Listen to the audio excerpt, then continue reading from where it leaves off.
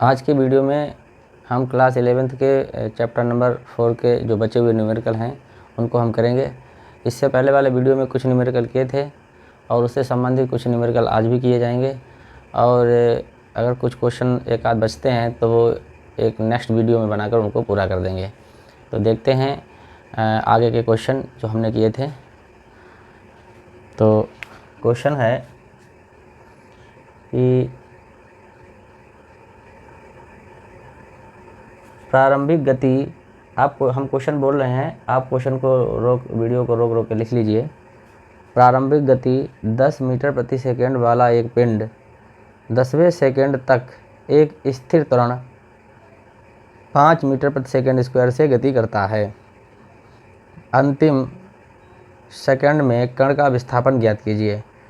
मतलब 10वां सेकंड है, उसी में विस्थापन पूछा गया है 10वें सेकंड में, यानी जो 10 सेकंड होगा वही अंतिम सेकंड कहलाएगा। अंतिम सेकंड में जो है हमारा विस्थापन पूछा गया है। तो जो क्वेश्चन में दिया गया वो लिख लेते हैं। प्रारंभिक गति है इसकी 10 मीटर प्रति सेकंड, इसका मतलब प्रारंभिक वेग। चैप्टर जो है आपका 4 है, सरल रेखा में गति।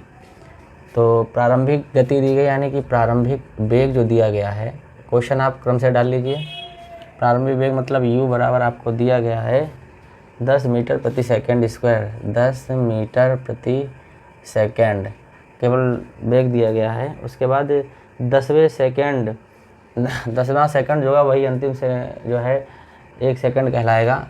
तो यहाँ पर n बराबर है 10वां सेकंड, 10वां सेकंड। उसके बाद एक स्थिर त्वरण 5 मीटर प्रति सेकंड स्क्वायर से गति करता है। एक स्थिर त्वरण, इसका मतलब क्या है? स्थिर त्वरण का मतलब यह है कि त्वरण को हम ए से लिखते हैं, इसलिए जो त्वरण है हमारा वो ए है, और ए को हम लिखेंगे 5 मीटर प्रति सेकंड स्क्वायर। इस वाले त्वरण से वह जो है आगे बढ़ता हुआ जाता है। तो अंतिम वाले सेकंड में उसके द्वारा जो तय की गई दूरी है वो हमें निकालनी है। तो फार्मूला जब भी जो 10वां और 8वां या 11वां सेकंड या अंतिम सेकंड बोला जाए टोटल सेकंड का, तो उसमें जब भी पूछा जाता है तो उसकी दूरी निकालने का फार्मूला होता है SN बराबर u प्लस 1/2 2n माइनस 1। ठीक है, ये वाला फार्मूला हम पहले ही बता चुके हैं आपको, इंटू a। ये फार्मूला हम पहले ही बता चुके हैं, आप इस फार्मूले का यूज़ कर लीजिए। देखिए 10वां सेकंड पूछा गया तो S10 बराबर होगा, u का मान हमारा 10 दिया गया 1/2, ये 2 हो जाएगा। n का मतलब है 10 माइनस का 1 और a का मतलब है हमारा 5। तो S10 बराबर हो जाएगा 10 प्लस का 1/2, ये हो जाएगा 10 दूनी 20 माइनस 1 इंटू 5, और S10 बराबर हो जाएगा 10 प्लस का 1/2, ये 19 गुणा ये 5 हो जाएगा। तो S10 बराबर हो जाएगा 10 प्लस 19, ये 95 हो जाएंगे और बटा 2। तो S10 बराबर ये हो जाएगा 10 प्लस 2 चक्कू 8, 2 सत्ते 14, 2 पंचे 47.5, यानी कि S10 बराबर जो निकल के आएगा वो हो जाएगा 57.5 मीटर की दूरी इसके द्वारा तय की जाएगी, और यही हमारा आंसर आ रहा है। तो यहाँ पर जब भी 10वां 8वां या चौथा जो भी सेकंड पूछा जाए या कहा जाए 10 सेकंड में उसका अंतिम पे कितना होगा 10वें सेकंड में, तो उसका लास्ट वाला जो होता है वो 10 है, और SN वाला फार्मूला लगाइए, SN बराबर u plus 1/2 2n minus 1 into A वाला। ठीक है, ये इस तरीके से इस क्वेश्चन का हमारा ये आंसर हो गया है। अब नेक्स्ट क्वेश्चन को हम देख लेते हैं।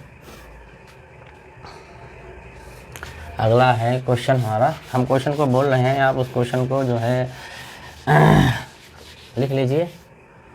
तो हम क्वेश्चन बोल रहे हैं कि एक पत्थर को ज़मीन से 76 मीटर की ऊंचाई पर उड़ते हुए गुब्बारे से गिराया जाता है तथा यह 6 सेकंड में ज़मीन पर पहुंच जाता है। तो 6 सेकंड में ज़मीन पर पहुंच जाता है, 6वां नहीं दिया, 6 सेकंड में ज़मीन पर पहुंच जाता है। जब पत्थर को गिराया गया था तो गुब्बारे का वेग क्या था? तो यहाँ पर गिराया गया था, इसका मतलब ये हुआ कि गिराते समय, यानी कि जब वो गिरना स्टार्ट हुआ है तो उस समय उसका वेग निकालना है, उस समय उसका वेग जो है प्रारंभिक वेग कहलाएगा।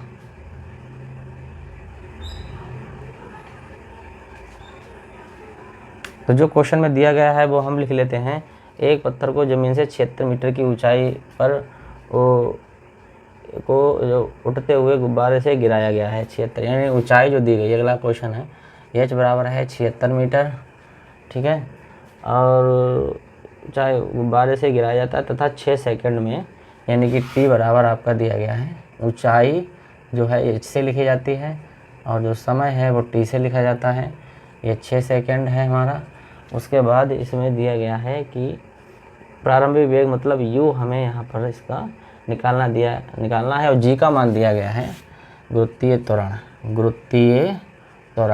g का मान दिया गया है 9.8 मीटर प्रति सेकंड स्क्वायर। तो हमें इसका प्रारंभिक वेग निकालना है, प्रारंभिक वेग हमें निकालना है। कोई पत्थर जो है गुब्बारे से नीचे की तरफ डाल दिया गया है और डालने के बाद उसका वेग जो है, डालते समय कितना वेग है वो इसमें पूछा गया है। तो हम यहाँ पे फार्मूला देख लेते हैं। देखिए ऊंचाई दी गई है, मतलब सेकंड या थर्ड वाले फार्मूले से कोई एक लगेगा, लेकिन थर्ड वाले में टी नहीं है, इसलिए अब देख लीजिए। पहला तो ये है b बराबर u प्लस ए टी है, आपको पता ही है। एक है हमारा s बराबर U T plus 1/2 A T square है, और तीसरा है b स्क्वायर बराबर यू स्क्वायर प्लस के 2as है। यहाँ पर देखो समय दिया गया और दूरी दी गई है, समय और दूरी, तो समय और दूरी यहीं पर है। यहाँ समय है, यहाँ दूरी है, लेकिन यहाँ पे जो है समय नहीं है, इसलिए ये भी नहीं होगा, और यहाँ दूरी नहीं है, ये भी नहीं होगा, ये वाला हमारा यहाँ पर लगेगा। अब इससे संबंधित है कि जब ये तो केवल जब वस्तु ज़मीन की तरफ चलती है तब के लिए है, लेकिन जब कोई वस्तु नीचे से ऊँचे ऊपर जा रही होती है तब यही यस हमारा कन्वर्ट हो जाता है, यस जो है एच में बदल जाता है, ये हो जाएगा यू टी प्लस का 1/2 जी टी स्क्वायर। ये हमारा फार्मूला काम करेगा। जब नीचे से ऊपर जाएंगे तो यहाँ पर आप माइनस लगा देंगे, अगर ऊपर से कोई वस्तु नीचे की तरफ आ रही है तो इस वाले चिन्ह में यहाँ पर प्लस लगा दिया जाता है। ये आपको ध्यान रखना है, ठीक है। तो देख लेते हैं फिर यहाँ पर h बराबर, क्योंकि जो पत्थर है वो नीचे की तरफ आ रहा है, इसलिए h बराबर यू टी प्लस का 1/2 जी टी स्क्वायर यहाँ पे काम करेगा। तो ये हो जाएगा 76 प्लस u हमें निकालना ही है, t हमारा 6 पूछा गया है, प्लस का 1/2, g का मान है 9.8 और t ही शायद हमें दिया गया है 6 स्क्वायर है, तो हो जाएगा 76 और बराबर 6u और प्लस का इसका आधा करेंगे तो 45 बनेगा, 2 चक्कों 2 ने 18 49 बनेगा, 98 का आधा 49 और ये बन जाएगा हमारा 36 हो जाएगा। अच्छा ये 2 से ये कट जाएगा तब ये 49 बचेगा, जो 76 हो जाएगा और प्लस के और इक्वल टू हमारे 6u हो जाएगा, और प्लस इनकी आप मल्टीप्लाई करेंगे तो मल्टीप्लाई का इसका आंसर जो आ रहा है वो दिया गया है 16.73। तो आप इसकी मल्टीप्लाई कर लीजिए। तो मल्टीप्लाई करने के बाद 49 × 36, इसकी मल्टीप्लाई करने के बाद इसको इधर ले आइए। जब इधर लाएंगे और 6 से आप भाग कर दीजिए तो आपका जो आंसर u बन के आएगा वो हम डायरेक्ट लिख रहे हैं 16.73 मीटर प्रति सेकंड। ये आपका आंसर बन के आएगा। ये कैलकुलेशन सिंपल कैलकुलेशन है, आप इसको कर सकते हैं। इनकी आप मल्टीप्लाई कर लीजिए, जो भी वैल्यू आएगी, ये प्लस की है, जो उठा के इधर लाएंगे तो वो माइनस की हो जाएगी। 76 में से आप इस वैल्यू को यहाँ पे माइनस कर दीजिए, उसके बाद ये 6 है इससे इसको भाग कर दीजिए, तो हमारा आंसर इतना निकल के आएगा। ये सिंपल कैलकुलेशन है, आप खुद से कर सकते हैं, इसको करके देख लीजिए।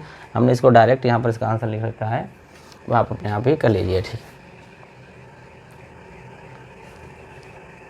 अब देख लेते हैं नेक्स्ट क्वेश्चन। नेक्स्ट क्वेश्चन भी इसी से संबंधित होगा, इसी तरीके का हम उसको बोलेंगे और आप उस क्वेश्चन को लिख लेंगे। क्वेश्चन है कि प्रारंभ में एक कार नियत वेग से गतिमान थी, इसे 12 सेकंड तक 1 मीटर प्रति सेकंड स्क्वायर के त्वरण से त्वरित किया गया। इसके कारण कार ने 12वें सेकंड में 190 मीटर की दूरी तय की। 12वां सेकंड हो गया, 12वें मतलब फार्मूला 2n वाला लगेगा, 2n - 1 वाला। 12वें सेकंड में 190 मीटर की दूरी तय की। कार का प्रारंभिक वेग क्या था? तो हमें कार का प्रारंभिक वेग यहाँ पर निकालना है, और जो यहाँ पे 12वां सेकंड दिया है इसका मतलब कंफर्म हो गया कि 2n वाला फार्मूला हमारा यहाँ पर लगेगा ही लगेगा। तो देख लेते हैं कि प्रारंभ में एक कार नियत वेग से गतिमान थी, इसे 12वें सेकंड तक, तो 1 मीटर प्रति सेकंड के त्वरण से, तो यहाँ पे त्वरण दिया गया है, आपका जो त्वरण है ए बराबर 1 मीटर प्रति सेकेंड स्क्वायर जो दिया गया लिख लिया, ठीक है। उसके बाद इसके कारण ने 12वें सेकंड में, तो 12वें सेकंड में यानी कि 12वां सेकंड समय जो है वह आपका जो दिया गया है वो है हमारा 12वां सेकंड, 12वां सेकंड, ठीक। उसके बाद जो दूरी तय हुई है वो 190 मीटर। 12वें सेकंड में जो दूरी तय हुई है, दूरी हमें पता है यस से लिखा जाता है, 190 मीटर की दूरी जो है यहाँ पर तय हुई है। कार का प्रारंभिक वेग हमें यहाँ पर निकालना है, तो यानी प्रारंभिक वेग को हम लिखते हैं u से, तो ये हमें यहाँ पर निकालना है। तो सिंपल है, वो फार्मूला वही लिख लेते हैं, s बराबर यहाँ पे एस एन कर लीजिए, कोई दिक्कत नहीं है, u plus 1/2a 2n minus 1, ये वाला फार्मूला यहाँ पर लगेगा। क्योंकि ये जो 10वां 5वां 8वां सेकंड होता है वो सेकंड वाले फार्मूले में ही काम करता है। तो यहाँ पर 12वां हो जाएगा, तो S12 बराबर u का मान यहाँ पे हमें निकालना है, प्रारंभिक वेग 1/2, a का मान आपको दिया है 2 और n का मान है हमारा 12वां और माइनस के 1, तो S12 और ये s जो दूरी है 12वें सेकंड में यहाँ पे 12 लिख लीजिए, S12 सेकेंड में जो दूरी है वो 190 है, तो आप यहाँ लिख लो 190 बराबर u प्लस 1/2, 12 दूनी 24 माइनस 1, तो 190 बराबर u प्लस 1/2 इंटू 23, 24 में से 23 बचेगा। अब आप इसकी क्रॉस मल्टीप्लाई कर दीजिए, 9 19 दूना 38, तो ये 380 बनेंगे, और u की इससे गुणा 2u हो जाएगा प्लस 23, ठीक है। इस दो की जो है यहाँ पर गुणा कर दीजिए, तो ये आपका यहाँ पर बन जाएगा। या जब दो गुणा करेंगे तो ये इससे गुणा होगी, ये इससे गुणा हो जाएगी, ये हमारा बन जाएगा। इसको 23 को इधर ले आइए, तो 380 माइनस 23, ये प्लस के हैं, इधर आके माइनस हो जाएंगे, 2u हो जाएगा, तो यहाँ से 2u बराबर हो जाएगा 380 माइनस के 23। जब आप इसको घटाएंगे तो 10 से 3 जाएंगे 7 बचेंगे, और यहाँ 7 में से 2 जाएंगे तो 5 बचेंगे, और यहाँ बचेंगे 3, और u बराबर हो जाएगा 357 बटा में 2। जब इसको भाग करेंगे तो आपका आंसर जो है वो बन के आएगा 178। भाग कर लीजिए, 2 1 कम 2 और 2 सत्ते 14 हो जाएंगे, और 1 2 8 16 और 0.5 मीटर प्रति सेकेंड, ये आंसर बन जाएगा। ये आंसर हो गया हमारा इस वाले क्वेश्चन का। ये नेक्स्ट क्वेश्चन है, आप इस क्वेश्चन को जो है नोट करके इसका सॉल्यूशन लिख लीजिए, इसका स्क्रीनशॉट ले लीजिए। क्वेश्चन को स्क्रीनशॉट आप अगर लेते हैं तो आपको केवल इसका जो है उतारने का ही मौका मिलता है, लेकिन इसको समझने के लिए, सारे क्वेश्चनों को समझने के लिए आप उसको देखिए, लेट हो पाएगा। सॉल्यूशन को समझने के लिए आपको जो है इसको बाज करना पड़ेगा, तभी आपको समझ में आएगा, अन्यथा वो हमारा केवल लिखा रहेगा। तो अब देख लेते हैं नेक्स्ट क्वेश्चन।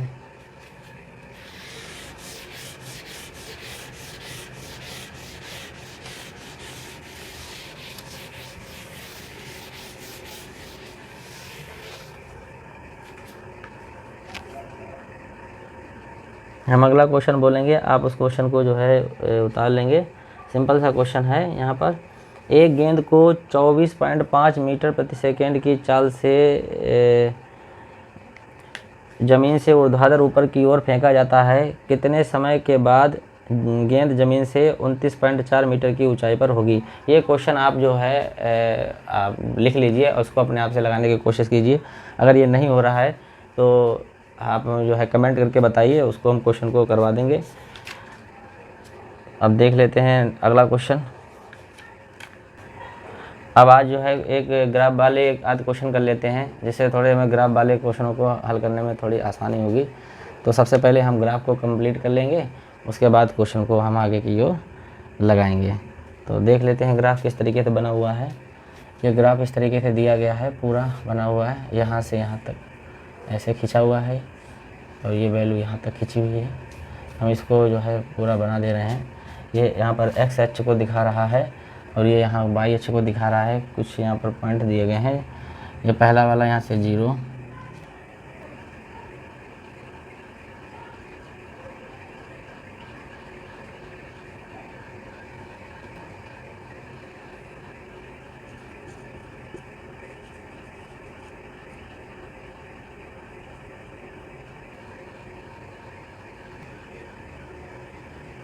ये हमारा क्वेश्चन ये कंप्लीट हो गया है। अब हम इस क्वेश्चन को देखते हैं किस तरीके से उसको हल किया जा सकता है। तो इसमें 3 ऑप्शन दिए गए हैं, तीनों को हमें हल करके बताना है। इस ग्राफ में 1 2 3 4 5 6 ये समय हमारे घंटे में दिया है, मतलब 1 घंटे 2 घंटे 3 घंटे, मतलब इस तरीके से बढ़ते चले जा रहे हैं। और उसके बाद हमारा जो वेग है वो 20 40 60 और 80 की स्पीड से बढ़ रहा है। यहाँ पर ये पॉइंट दिए गए हैं O A B, और यहाँ पर ये दिया गया C, और ये है हमारा D, और इसको हम बोलेंगे यहाँ पर E दिया गया है समय। ठीक है, अभी हमारा क्वेश्चन है तो हम पहला आंसर इसका देख लेते हैं। पहला आंसर क्या है, किसी समय अंतराल में बस की चाल समान है। तो किस समय अंतराल में बस की चाल समान है, तो यहाँ पर देखिए ये जो है वेग है, यहाँ पर ये 60 पर चल रही है, मतलब कोई यहाँ पर अगर कोई पॉइंट मिलता है इसका मतलब वो 60 पे चल रही है। इसके सीध में यहाँ पर पॉइंट मिलता है इसका मतलब वो 40 पे चल रही है। यहाँ पे पॉइंट मिलता है तो इसका मतलब 60 पे चल रही है। यहाँ से यहाँ तक मिलता है तो ये 40 पे चल रही है। यहाँ से ये पॉइंट मिलता है तो ये 20 पे चल रही है। और यहाँ से ए से लेकर बी तक जब भी वो उसने जब दूरी तय की तो वो समान चाल से चली है। तो पहला आंसर हो गया तुम्हारा कि ए से बी के अंतराल में जो है बस की चाल एक समान है, एक समान है। इसी तरीके से अगला क्वेश्चन है जो पूछा गया है कि किस समय अंतराल में बस की गति त्वरित है। त्वरित है इसका मतलब है उसका वेग जो है धीरे धीरे किस समय अंतराल में बढ़ रहा है, तो O से A के बीच में। तो यहाँ लिखेंगे यानी कि किस समय अंतराल में, 0 से 2 के अंतराल में बस त्वरित होती है,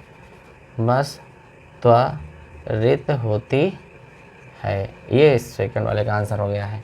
ठीक है, अब बस कुल कितनी दूरी चली है वो हमें यहाँ पर काउंट करके दिखाना है। बस द्वारा चली गई दूरी जो है वो हमें काउंट करना है। और 2 घंटे के अंतराल में यहाँ ऐसे लिख सकते हैं, 2 घंटे के अंतराल में उसकी गति बदली हुई है। या लिखेंगे 2 घंटे के अंतराल में बस की गति त्वरित होती है। ये हो गया हमारा। अब बस द्वारा चली गई कुल दूरी क्या होगा, तो बस द्वारा चली गई कुल दूरी ये होगी कि ये O से लेकर A तक गई है, A से B गई है, और B से हमारी यहाँ पर ये D ये पॉइंट दिया गया है C, B से C तक जाकर पहुँची है। तो हमें इस पूरे एरिया का क्षेत्रफल निकाल लेना है। जितना क्षेत्रफल आ जाएगा वही हमारे बस के द्वारा चली गई दूरी होगी। तो यहाँ पे थर्ड लिखेंगे, बस द्वारा चली गई दूरी।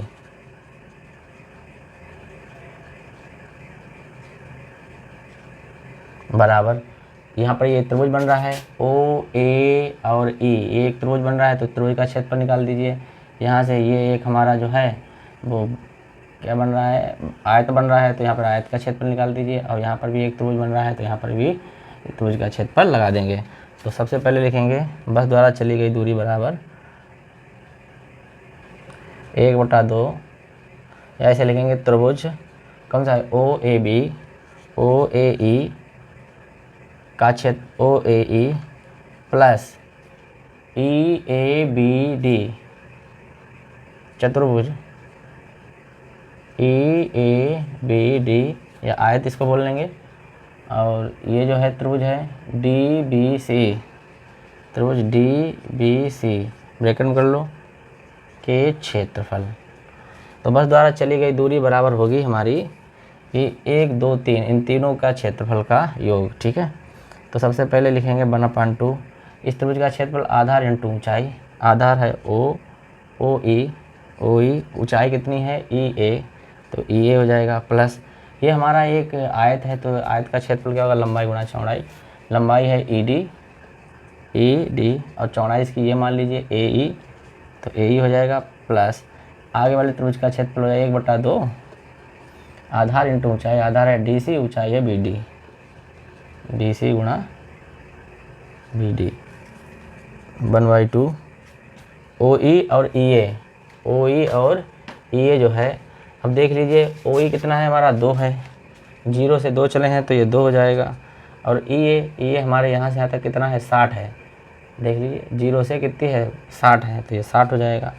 प्लस ED कितना है, ई और डी, यहाँ 5 है और यहाँ पर 2 है, तो 5 में से 2 गए, कितने बचेंगे हमारे 3, क्योंकि ये 5 नहीं है, 2 तो निकल ही चुके हैं, यहाँ से गिनिए, ये हो जाए 1 2 3, कितने खाने हैं 1 2 3, टोटल यहाँ तक 5 यहाँ से है ना, 1 2 3 4 5, लेकिन हमें इतना निकालना है तो 2 तो पहले निकल चुके हैं, हालांकि गिनती 5 लिखी हुई है और ये 2 यहाँ पर हैं ही नहीं, इसके अंदर ये वाले 2 नहीं हैं इधर वाले, इसलिए 5 में से 2 माइनस करेंगे, 5 में से 2 गए, कितने बचे 3, तो यहाँ पे लिखेंगे 3 गुणा, यहाँ पर यहाँ से लेकर यहाँ तक की ऊंचाई कितनी है 60 है, तो 60 लिखी जाएगी, प्लस उसके बाद 1/2 डी सी, डी और सी, 5 और 6 के बीच की दूरी कितनी है 1, कितना टाइम है यहाँ पर दूरी, क्या टाइम 1 घंटे का है, डी से तो 1 हो जाएगा, और बी डी, बी और डी यहाँ से यहाँ तक देख लीजिए 60 है, तो वो क्या हो जाएगा 60, हल कर दीजिए, 2 से 2 कट जाएंगे, यहाँ पर ये 2 गुणा में 2 से ये 60 30 बार में कटेंगे, तो ये बनेगा 60 प्लस 6 18 180 और प्लस 30, ये टोटल अगर आप जोड़ेंगे तो 6 3 9 270, तो आपका ये आंसर बन के आया है 270 किलोमीटर। तो जो बस के द्वारा चली गई दूरी है वो हमारी कितनी है 270 किलोमीटर। इस तरीके से क्वेश्चन हमारा कंप्लीट हो रहा है। चली गई दूरी को 3 भाग में डिवाइड कर लेंगे और इन तीनों के क्षेत्रफल निकाल कर ऐड कर दीजिए, चली गई दूरी हमारी निकल। त्वरित का मतलब होता है गति का बढ़ना। तो सेकंड वाले में किस अंतराल में गति बढ़ रही है, तो इस वाले में 0 से 1 मतलब 2 घंटे में गति धीरे धीरे हमारी इसकी बढ़ रही है। मंदन के लिए बात करते हैं तो बी से सी के लिए हमारी ये वाली दूरी यानी 5 से 6 के अंतराल में हमारी दूरी घटती, लेकिन वो पूछा नहीं गया है।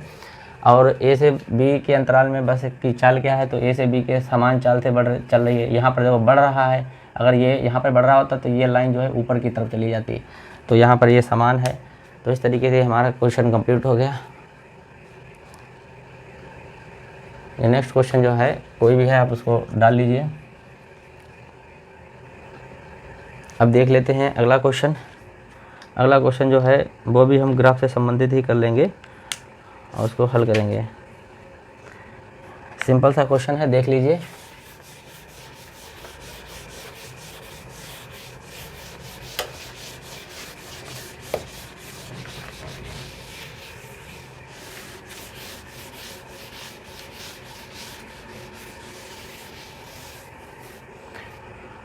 क्वेश्चन में भी इसमें ये तो सिंपल तरीके से दिया गया है, इसका भी एक ग्राफ बना हुआ है। हम ग्राफ ही को बना लेते हैं। अगला वाला क्वेश्चन भी हम ग्राफ से संबंधित है, उसको ग्राफ वाला ही कर लेते हैं। इसके खाने बने हुए हैं 0 से लेकर 8 तक, तो 0 1 2 3 4 5 6 7 और यहाँ पर ये बन गया जाकर 8। उसके बाद ये खाने पर 10 से दिए गए हैं और 50 तक। ये पहला 10, ये 20, ये 30 और ये 40 और ये 50 और बस यहाँ तक ये खाने दिए गए हैं। उसके बाद ये जो है 20 से 40 के बीच में इसको चढ़ाया गया, यहाँ पर 20 से 40 के बीच में ये है। फिर एक समान चाल से यहाँ पर चला है, वो 6 तक आया है। जब समान चाल से 6 तक आया है, ये 6 पर ये वाला 6 आने के बाद उसके बाद ये नीचे 8 पर जाकर उतर गया है। ये है, देख लीजिए, सिंपल है ये। इसको हम अगर खाने से अगर हम काटेंगे तो ये इस तरीके से बनेंगे। तो ये वाले ऐसे खाने आप बना सकते हैं। समान रूप से जो है इसको काटा गया है और ये यहाँ पर है, ये ऐसे इस तरीके से बना हुआ है। यहाँ पर ये जो है इस तरीके से ये बना हुआ है। ये इस तरीके से ग्राफ बना हुआ है आपका पूरा, और उस ग्राफ के अंदर ये वाले जो हैं वैल्यू को यहाँ पर दिया गया है। ये इस तरीके से बना हुआ है, आप चाहो इसको बना लीजिए, ठीक है। ये ऐसा ग्राफ बना हुआ है। ये 20 से स्टार्ट होती है, फिर यहाँ पर आती है, बस तो यहाँ पर दी गई है, फिर ये यहाँ पर गई है। इन पॉइंटों पर जो है पूछा गया है ABCD है। पहला है यहाँ पर A, दूसरा है B, ये C और ये हमारा है D। ये क्रम से हमें दिया गया है और पूछा गया है क्या है क्वेश्चन, कि क्वेश्चन दिया है सरल रेखा में गतिमान वस्तु का चाल समय ग्राफ अंकित है, प्रदर्शित है, ज्ञात कीजिए। नंबर 1 पहला दिया गया है, नंबर 1 A व B के बीच वस्तु का त्वरण।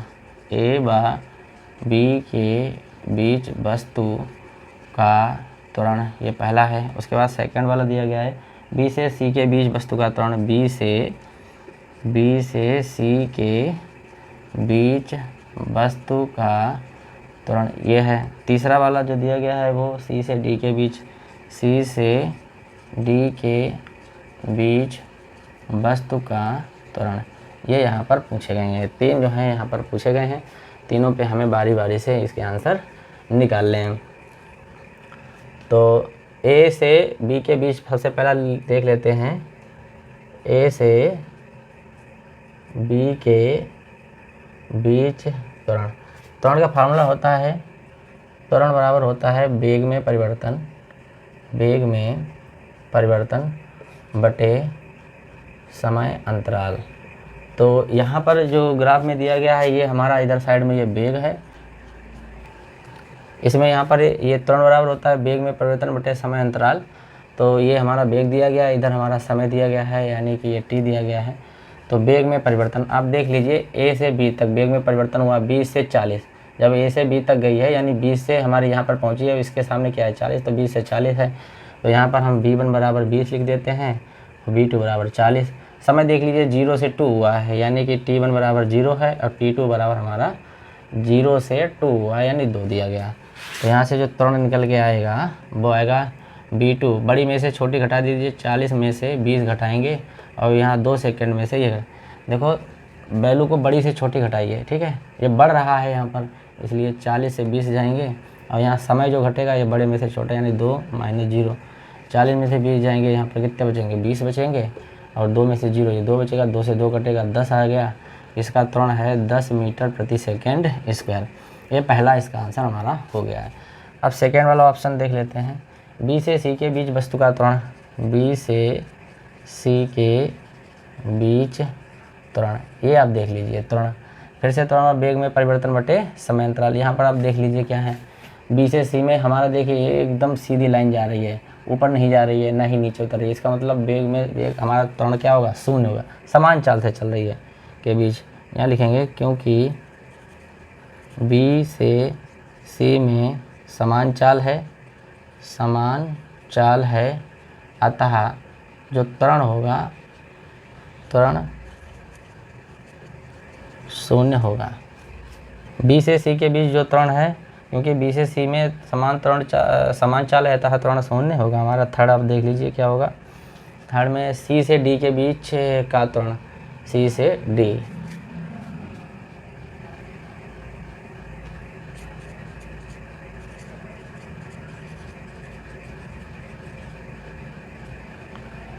यहाँ पर वेग देख लीजिए। यहाँ पर देखिए ये नीचे ग्राफ है, यानी कि वेग में कमी हो रही है, तो ये यहाँ से यहाँ पर पहुँच गया है, यानी कि 40 पे चल रहे थे और लौट के 0 पे आ गए हैं। बराबर कितना है हमारा 40 है और b2 हमारा कितना हो गया हमारा 0 है।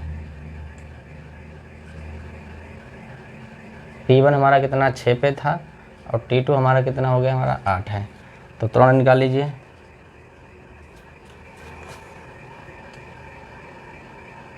b2 - b1 0 - 40 बटे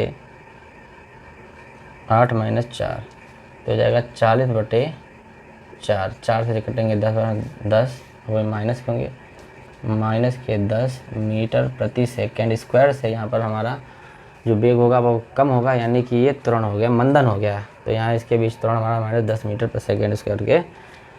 इस तरीके से ये हमारे ग्राफ के कुछ क्वेश्चन हमने करवा दिए हैं। अब इससे संबंधित कुछ और क्वेश्चन अगर आपको करने हैं या उनको समझना है तो आगे लगवाना है तो आप उसके लिए कमेंट कर दीजिए। तो जो है इससे संबंधित इस चैप्टर संबंधित कुछ क्वेश्चन को और करवा देंगे जो कि आपके टेस्ट के लिए वैलिड होंगे। तो आज के वीडियो में बस इतना ही, धन्यवाद।